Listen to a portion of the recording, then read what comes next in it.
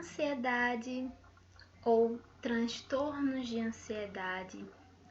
Como que eu sei que eu estou realmente em adoecimento ou realmente vivenciando uma situação mais intensa mesmo de um transtorno de ansiedade?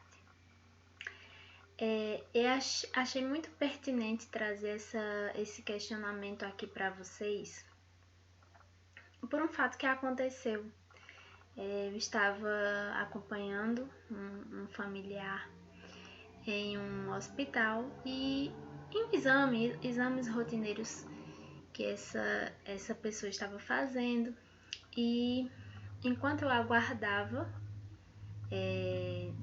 na sala de espera, né, juntamente com outras pessoas também que haviam feito o exame semelhante em questão, uma delas conversava, né, com a sua acompanhante também, conversando naturalmente ali, e ela comentou que quase não tinha ido fazer o exame, era uma endoscopia, e aquilo já me chamou a atenção, né? Eu quis saber um pouco mais sobre isso.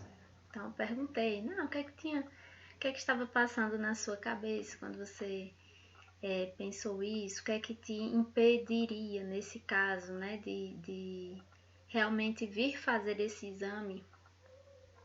E ela disse que estava com medo, né? Medo de descobrir alguma coisa muito ruim com a saúde dela, e que de fato ela só foi fazer esse exame porque essa amiga a acompanhou, e de noite, antes dela adormecer, tinha ligado para ela, já confirmando e incentivando, já por conhecer o perfil dessa amiga, né? E isso foi primordial para que ela, de fato, tivesse ido fazer esse exame. Então, o que eu quero trazer aqui, na verdade, é que tem muita gente que não sabe que existem alguns sinais de ansiedade, né? Como eu já comentei em alguns vídeos anteriores aqui, mas que existem também os transtornos. São questões diferentes. Tem pessoas que realmente têm algum transtorno de ansiedade e ela precisa trabalhar, né, isso de forma mais pontual.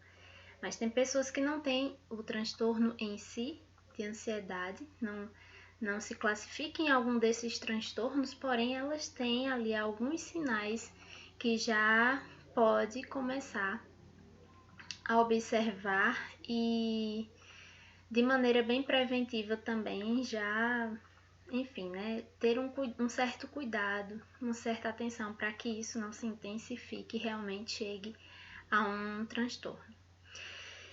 E como é que geralmente a pessoa ela pode ficar um pouco mais atenta em relação a esses sinais, né? E é justamente como eu trouxe esse exemplo aqui bem simples, né, dessa mulher, que, por exemplo, se você antes não tinha medo algum, você não tinha medo algum de se expor, né? Você chegava quando fosse preciso, né? Não tinha vergonha das pessoas, não tinha dificuldade para se expressar, não tinha medo do julgamento alheio, né? Do dedo alheio. E aí de repente aquilo começou a mudar em você. Alguns pensamentos, né? Eles acabam atravessando e fazendo você acreditar em algumas coisas. O comportamento ele muda em relação a isso. Ou se, por exemplo, você antes não tinha medo de sair de casa, mas aí de repente você começou a ficar mais temerosa, principalmente agora nessa situação em que ainda estamos enfrentando, né, da pandemia. Porém, não só no sentido de que vou me contaminar, mas no sentido de, por exemplo, você ficar com medo de que algo ruim no caminho aconteça, que haja um assalto, né? Então você já fica mais alerta, você não está em um local tranquila. Então, assim, começa a prestar atenção em como você tem se comportado, o que tem mudado em você. Veja essas diferenças, né? E realmente, se você tiver alguma dúvida e precisar desse auxílio, tire dúvida com algum profissional para saber como é que você pode, né, enfrentar essa situação melhor, para que não haja essa intensidade, que não se perpetue em algo mais específico, realmente como um transtorno, tá? Aqui eu só dei alguns exemplos, mas claro, existem vários, né? Tem gente que acha que só tem um tipo de ansiedade, na verdade não, né? Existem vários tipos de transtornos de ansiedade e aquelas pessoas que não terão o transtorno em si, mas terá alguns sinais em relação à ansiedade também.